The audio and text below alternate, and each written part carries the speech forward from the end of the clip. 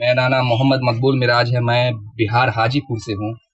मेरी बीवी मायके में है और हमसे झगड़ा कर लिए। 6 महीने से बातचीत बंद है, कोई जवाब नहीं दे रही है। और मैं फिर चाहता हूँ कि दूसरी शादी करने के लिए, मगर ये इंडिया है, मुझे डर लगता है कि कहीं केस नहीं कर दे। क्या प्रोसेस है? मैं तो उसे तलाक भी नहीं देना चाहता हूँ, मगर अगर वो खुला भी नहीं ले रही है तो क्या प्रोसेस है? मैं दूसरा शादी कर सकता हूँ कि नहीं कर सकता हूँ? मेरी बीवी हमसे बातचीत नहीं कर रही है। 6 महीने से बातचीत बंद है, ब्लॉक की हुई है।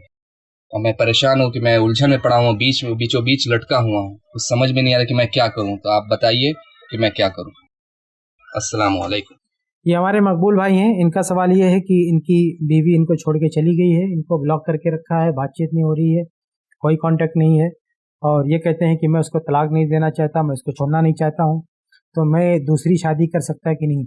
कहते हैं कि डर लगता है, दूसरी शादी किया तो इसने केस कर दिया। तो देखिए, यहाँ पे दो मसला है, एक शरई मसला और एक हिंदुस्तान के एतबार से कानूनी मसला।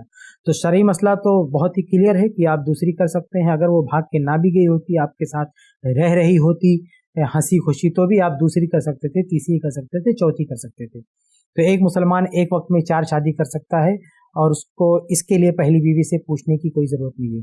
वो 4 शादी कर सकता है, उसको ये हक है, अल्लाह ने दिया है, अल्लाह के रसूल सल्लल्लाहु अलैहि वसल्लम ने हक दिया है। इस हक को कोई छीन नहीं सकता है, और जो इसको चैलेंज करता है, इस हक को पसंद नहीं करता है, इसके खिलाफ जो है नफरत जाहिर करता है, उसका तो इस्लाम ही गया, वो तो मुसलमान हो ही नहीं सकता है। वो जो अल्लाह उसके रसूल के इस कानून से नफरत करे, वो मुसलमान नहीं है।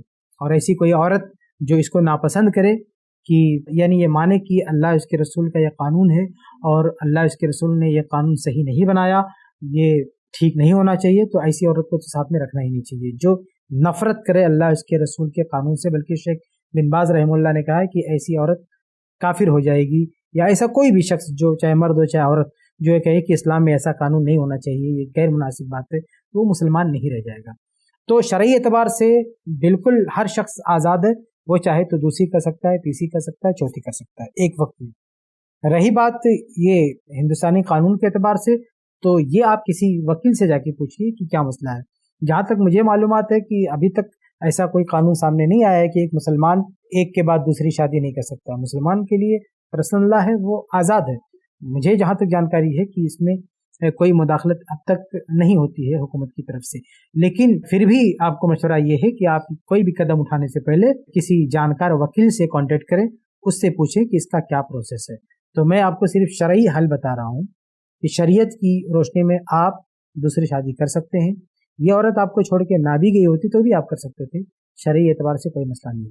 लेकिन कानूनी एतबार से क्या दुश्वारी आ सकती है, तो वो मैं नहीं आपको बता सकता, वो आप किसी वकील से मिलके आप बताइए, क्योंकि हम कानूनदान नहीं है। जो कानून यहाँ के जानते हैं, जो माहिर हैं, जो वकील हैं, उनसे जाके ये सवाल कीजिए, वो आपको बताएंगे कि क्या प्रोसेस है और क्या क्या दुश्वारियाँ आ सकती हैं और आपको क्या क्या करना है।